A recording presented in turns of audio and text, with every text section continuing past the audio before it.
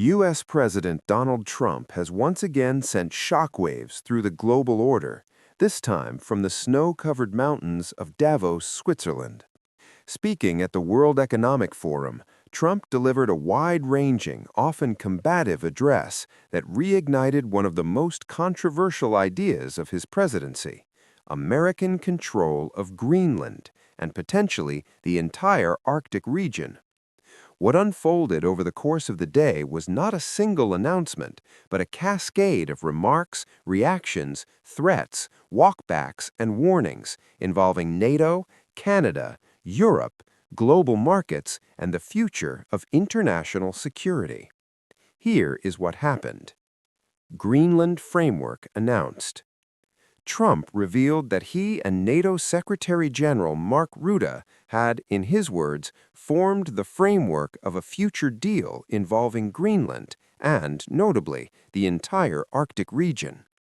Posting on Truth Social, Trump said that because of this understanding, he would suspend tariffs that were set to take effect on February 1st against countries opposing his Greenland ambitions. He offered few details, describing the timeline of the deal as infinite, but named Vice President J.D. Vance, Secretary of State Marco Rubio, and Special Envoy Steve Witkoff as negotiators who would report directly to him.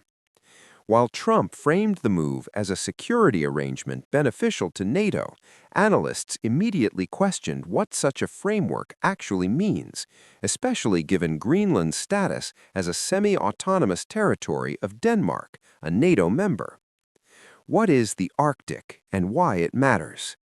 Trump's remarks extended beyond Greenland itself, invoking the entire Arctic region. That region includes 8 nations: Canada, the United States, Denmark via Greenland, Iceland, Norway, Sweden, Finland, and Russia. Control of the Arctic has long been a strategic objective for global powers due to emerging shipping routes, military positioning, and geopolitical leverage as ice melts. But Trump's framing, asserting that Greenland is part of North America and therefore our territory, stunned diplomats.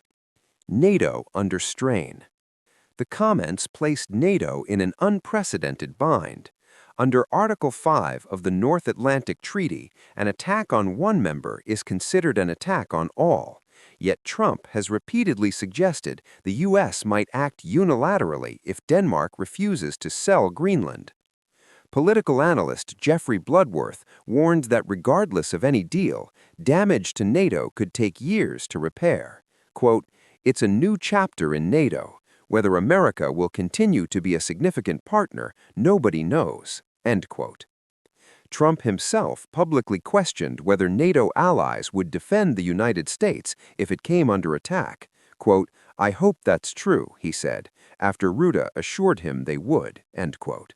"When I see what's happening with Greenland, I wonder." End quote. Canada targeted directly. Canada was pulled directly into the storm. Trump criticized Prime Minister Carney's Davos speech, saying, "I watched your Prime Minister yesterday. He wasn't so grateful."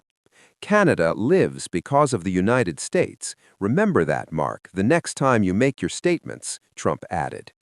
He accused Canada of receiving freebies from the U.S. and suggested manufacturers were abandoning Canada for America due to his economic policies.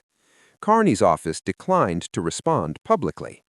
However, the Prime Minister later met with NATO's Secretary General and Sweden's Prime Minister, where discussions focused on Arctic security, territorial integrity, and Canada's plan to significantly increase defense spending.